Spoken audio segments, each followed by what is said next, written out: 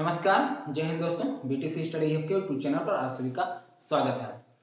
दोस्तों, आज इस वीडियो में हम लोग जो बात करने वाले हैं कि आपके सीटेट में आपके हिंदी शिक्षण और संस्कृत शिक्षण में जो है कैसे कैसे प्रश्न आते हैं और उसको आपको कैसे हल करना है, ठीक है।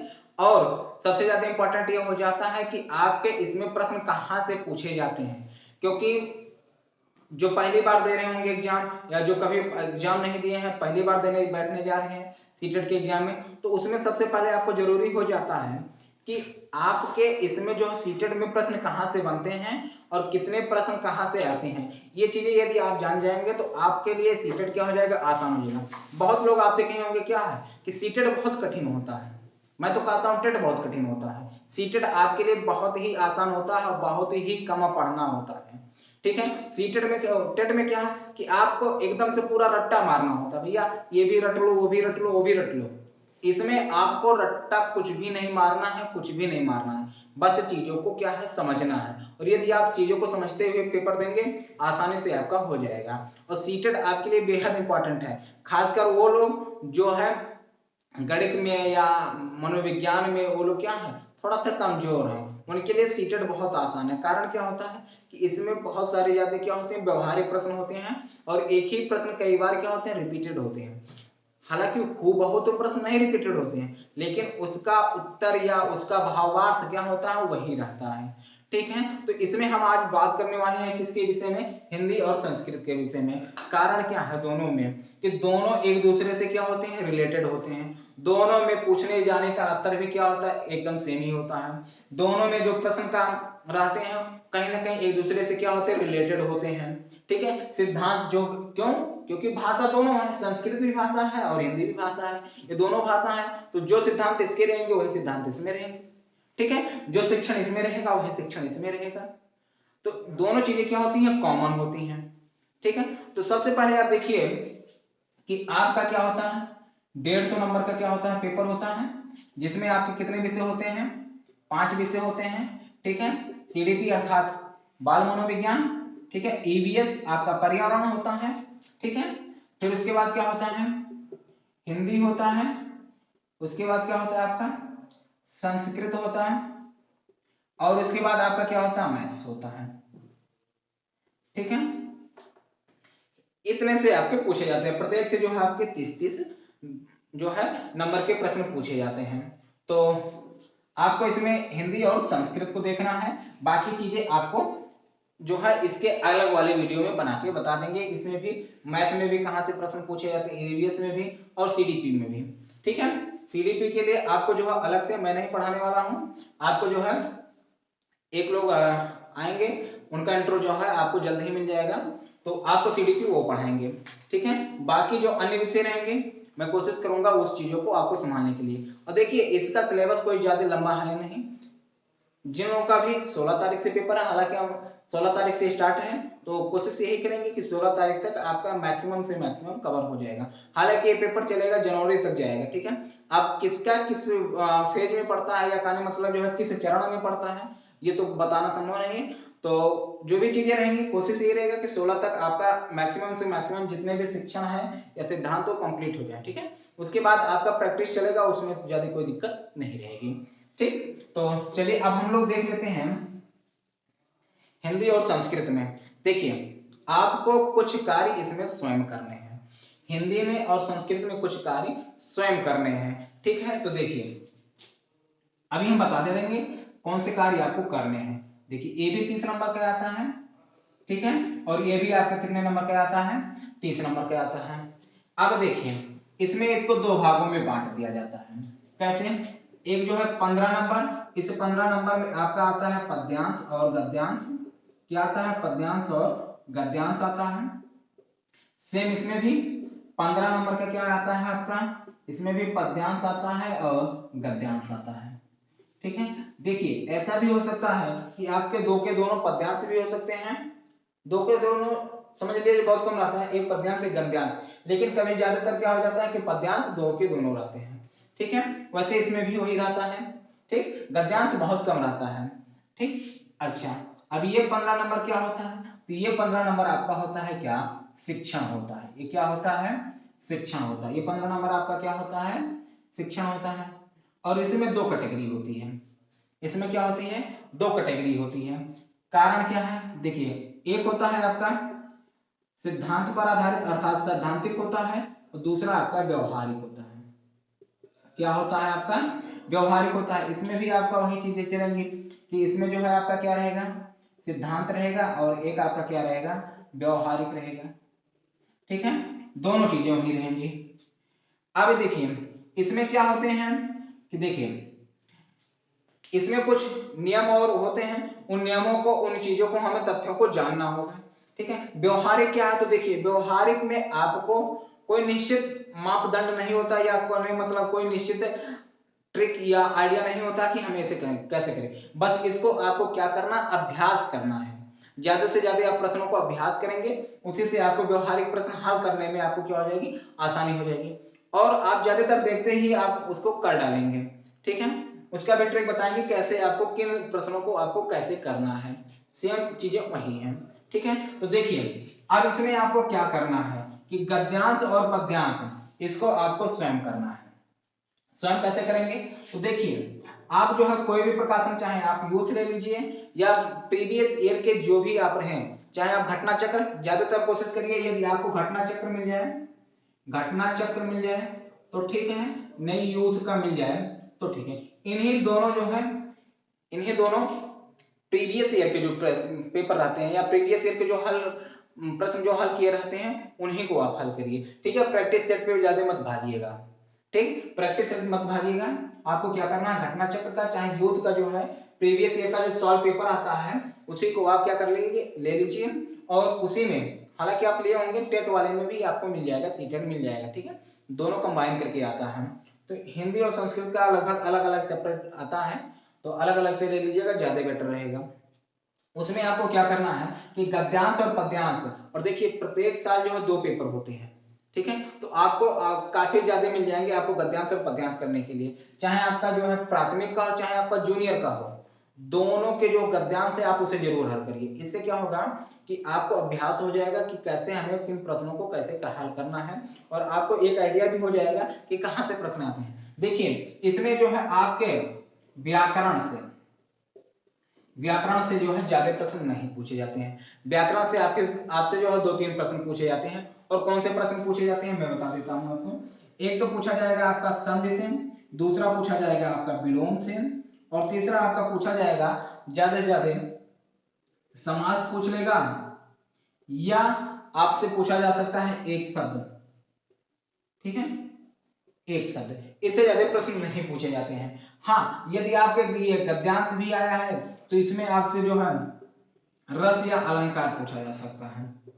ठीक है, रस या अलंकार पूछा जा सकता है।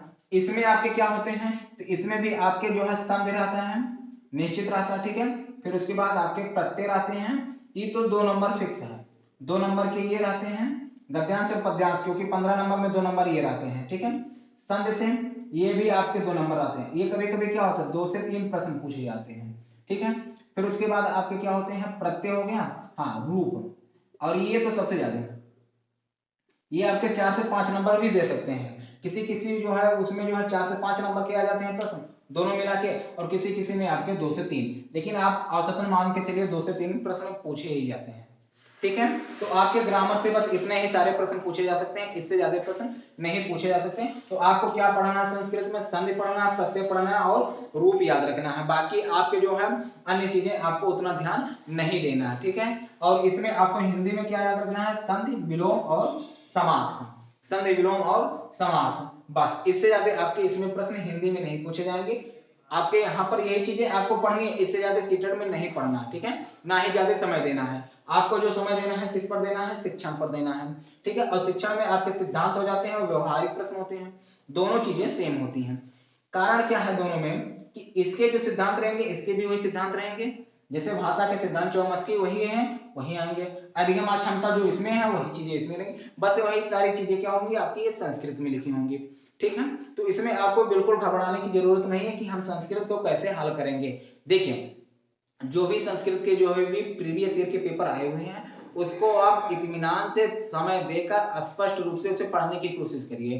आधे उत्तर तो आपके उसी प्रश्नों में ही रहते हैं। और बहुत सरल होता है शिक्षण संस्कृत का, बस कारण क्या होता है कि उसे हम सही से नहीं पढ़ पाते, सही से उच्चारण नहीं कर पाते, इसी वजह से हमें वो कठिन लगता है। लेकिन वो होता क्या है, बहुत आसान होता है। कुछ नंबर तो आपके बहुत आसान होते हैं, कुछ प्रश्न, एक दो प्रश्न आपके कठिन होते हैं, तो लगभग जनरली आप उसे कर ले जाएंगे। ठीक है, तो इस तरीके से इसमें आपके प्रश्न पूछे जाते हैं। तो ये आपके सिद्धांतिक और व्यवहारिक हो जाते हैं, इसमें भी वही चीजें हैं। तो आपको क्या करना है, फर्स्ट गद्यांश और पद्यांश करना। अच्छा, एक चीज और समझ लीजिए कि गद्यांश और पद्यांश हम लोग करेंगे कैसे, करने का तरीका क्या है। तो देखिए, साधारण जो सबसे आसान तरीका है कि इसके जो प्रश्न दिए रहेंगे, इसके जो प्रश्न दिए रहेंगे उसको आप पहले पढ़ लीजिए, एक से दो बार अच्छे से प्रश्न को पढ़ लीजिए। ठीक है, उसमें क्या रहेंगे, मान लेते हैं संधि आया, उसका विलोम लिख दिए, विलोम आया, सॉरी संधि आया तो उसका उत्तर आप तुरंत टिक कर दिए, विलोम आया उसका जो है आप उत्तर टिक कर दिए, समास वगैरह जो भी पूछा जाएगा उसको आप तुरंत हल कर देंगे। तो आपको बचेगा क्या, कुछ ही तो प्रश्न बचेंगे, आपको तो सभी तो ढूंढने नहीं पड़ेंगे, तो कुछ आपके तुरंत लग जाएंगे, कुछ ही को आपको ढूंढना है। तो आपको क्या करना है कि पहले प्रश्न, अच्छा प्रश्न पढ़े, प्रश्न में कुछ शब्द मिले, उन शब्दों को क्या करना है कि इसी पैराग्राफ में क्या करना है, आपके गद्यांश और पद्यांश में आपको वो ढूंढना है, गद्यांश और पद्यांश में क्या करना है, आपको ढूंढना है। तो आपको जैसे आपके वो शब्द मिल जाए जो आपके प्रश्न में रहे, बस वहीं से आप पढ़ना है, थोड़ा सा ध्यान देकर देखिएगा तो आपको उसका उत्तर अपने आप मिल जाएगा। कभी कभी क्या होता है कि वो व्यवहारिक भावार्थ पर आधारित होता है। ठीक है, तो जैसे उसे गद्यांश या पद्यांश का जो भाव रहेगा उसी के आधार पर आपको उत्तर देना है, ना कि अपने तरफ से भाव बना के। आपको भाव किस पर आधारित होना चाहिए, गद्यांश में, अर्थात जो कवि या जो लेखक जो जिस भाव में लिख रहा उसी भाव में आपको उत्तर देना रहेगा, अपने तरफ से कोई अलग से भाव नहीं जोड़ना है। ठीक है, और ना ही इसमें भी आपको व्यवहारिक प्रश्न या सिद्धांतिक प्रश्न होंगे, ना ही इसमें आपको जो है अलग से कोई प्रश्न देना रहेगा। ठीक है, ना ही अपने तरफ से कोई बुद्धि, बस आपको क्या करना है कि जो व्यवहारिक होता है, एक शिक्षक के रूप में आपको क्या करना है, उसी पर आधारित आपको व्यवहारिक प्रश्न लगेंगे। तो आपके ये मोटे मोटे हो गए और आपको पता हो गया होगा कि आपको क्या पढ़ना है और कहां से प्रश्न आते हैं। देखिए, सिद्धांत में कुछ चीजें हैं उसको आपको याद रखना है, जैसे भाषा के सिद्धांत में आपको चौमस्की को याद रखना है, अधिगम अक्षमता हो जाता है। ठीक है, आपको अधिगम अक्षमता आपके सभी चीजों में मिल जाएगा, आपके पांचों विषय में मिल जाएंगे। ठीक है, चाहे आपका जो है बाल मनोविज्ञान हो जाएगा, चाहे आपका गणित हो जाएगा, चाहे आपका ईवीएस हो जाएगा, संस्कृत हिंदी, सभी में अधिगम अक्षमता वही रहेगा। ठीक है, डिसलेक्सिया हो जाएगा, डिस्फेजिया हो जाएगा, ठीक है, डिस्कैलकुलिया हो जाएगा, ये सभी चीजें आपके सभी में पूछी जा सकती है। हाँ, बस पूछने का तरीका क्या हो सकता है, अलग हो सकता है। ठीक है, पूछने का तरीका अलग हो सकता है लेकिन उसका भावार्थ क्या रहेगा, वही रहने वाला है। ठीक है, तो आज के इस वीडियो में बस इतना ही रखते हैं। बस आपको बस एक काम जरूर करना है, पर डे गद्यांश और पद्यांश हल करते रहना, संस्कृत का हो गया और हिंदी का हो गया। आपको प्रैक्टिस सेट के ऊपर नहीं भागना है। ठीक है, प्रैक्टिस सेट के ऊपर नहीं भागना है, प्रीवियस ईयर पेपर सॉल्व कर लीजिए, इतना प्रैक्टिस हो जाएगा कि आपको प्रैक्टिस सेट करने की आवश्यकता ही नहीं पड़ेगी। कारण कि देखिए, एक मिनट और यहां पर समझते चलिए। देखिए, प्रैक्टिस सेट में क्या होता है और प्रीवियस ईयर प्रश्न में अंतर क्या होता है, दोनों में चीजें में समझ लीजिए। प्रैक्टिस सेट में आप ये अंदाजा नहीं लगा सकते कि आपके पेपर का स्तर क्या रहने वाला है, या आपके जो है प्रश्न कहां से कितने जो है प्रश्न पूछे जाते हैं, इसका अंदाजा आपको प्रैक्टिस सेट में नहीं लगेगा। हाँ, प्रीवियस ईयर में जरूर लग जाएगा। ठीक है, कभी कभी क्या होता है कि आपका ये हो सकता है आपके प्रैक्टिस सेट में गद्यांश में ग्रामर ज्यादा भर के दे दिया, ठीक है, या ग्रामर से एक भी प्रश्न ना पूछे, तो आपको अंदाजा नहीं हो पाएगा कि कहां से सबसे ज्यादा प्रश्न पूछे जाते हैं। लेकिन जब आप प्रीवियस ईयर प्रश्न करेंगे, आपको जैसे क्या है कि मान लेते 2011 से लेकर 2021 तक कम से कम आपके 16 हैं, और 16 कितने, 16 पे 16 प्रैक्टिस सेट मिल जाएगा, सॉरी आपके ये जो है गद्यांश और पद्यांश मिल जाएंगे। और इसी में आप जूनियर को जोड़ दीजिए, इसी में 32 गद्यांश और पद्यांश मिलाकर 32 इतना कर डालेंगे तो आपके लिए 32 कर डालो वही बहुत है। कुछ लोग तो इसमें 16 ही नहीं कंप्लीट कर पाएंगे, 32 की बात ही छोड़ दीजिए। ठीक है, तो आप चाहे आप प्राथमिक की तैयारी कर रहे हैं, दोनों की प्राथमिक और जूनियर दोनों की कर रहे हैं, कोई दिक्कत नहीं। आपको क्या करना है, दोनों को हल करिए, चाहे आपका जूनियर का हो जाएगा चाहे आपका प्राथमिक का हो जाएगा। ठीक है, गद्यांश और पद्यांश दोनों का हल करिए, इससे आपको आइडिया मिल जाएगा। और देखिए ये आपके सबसे सरल प्रश्न होते हैं, ठीक है, ये आपके सबसे सरल प्रश्न होते हैं, इसीलिए जो पढ़ने में कमजोर हैं उनके लिए सीटेट बहुत आसान हो जाता है। कारण यही है कि ये 15 नंबर के प्रश्न समझ लीजिए आपके ऊपर आपको फ्री में दिया जाता है, बस आपको जो है इसमें थोड़ा सा दिमाग लगा के करना होता है, ठीक है। अच्छा, टेट क्या होता है, टेट में सिद्धांत ज्यादा रटने पड़ते हैं। आप हिंदी में जब तक रटोगे नहीं तब तक आप हिंदी में 20 प्लस स्कोर कर ही नहीं सकते। इसमें आपको क्या होता है कि इसमें कम से कम कोई कितना भी कम पढ़े तो इसमें 11 नंबर ले ही आता है 15 में, अब बिना पढ़े 11 नंबर आते हैं, सोच लीजिए। और आपको टेट में 11 नंबर पढ़ने के लिए कितना जो है मेहनत करना पड़ता है। उसमें आपको क्या पढ़ना है, पूरा कवि का परिचय पढ़ना है, पूरी उनकी किताब रटनी है, फिर संधि पढ़ना है, फिर वर्णमाला पढ़ना है, फिर विलोम पढ़ना है, फिर तद्भव तत्सम पढ़ना है, फिर उसके बाद समास पढ़ना है, पूरा आपको पढ़ना पड़ता है। तो वो क्या हो जाएगा, बहुत लंबा सिलेबस है। इसमें आपका सिलेबस क्या है, आपका सिलेबस कुछ है ही नहीं, संधि विलोम समास ये आप सब हिंदी में पढ़ ही चुके हैं, आपको क्या करना है, इस पर अभ्यास करना है। सिद्धांत के प्रश्न है तो सिद्धांत के प्रश्न मैं आपको तैयार कराऊंगा, कैसे आपको करना है उसको भी हल करने का तरीका भी बताऊंगा। जैसे आपको सिस्टमेटिक तरीके से कराया जाएगा, जैसे मैंने कोई सिद्धांत पढ़ाया तो उस सिद्धांत पर लाके आपको प्रश्न बता दिया जाएगा कि आपको उस प्रश्न को कैसे करना है, ठीक है। जैसे शिक्षण कौशल पूछा जाता है, हिंदी शिक्षण कौशल में पूछा जाता है, तो हिंदी शिक्षण कौशल पूछा जाता है कितने हैं, तो आपको वहां पर याद रखना है कि कौन कौन से हिंदी शिक्षण होते हैं, ठीक है। तो इस तरीके से आपको करना है। तो आपको जो भी चीजें अभी मैंने बताया उसको आपको करते रहना है, निरंतर करते रहना है, वहीं से आपको अभ्यास बनेगा और वहीं से आपके नंबर उठेंगे, ठीक है। तो चलते हैं फिर एक जो है नई वीडियो के साथ मिलते हैं, तब तक के लिए जय हिंद।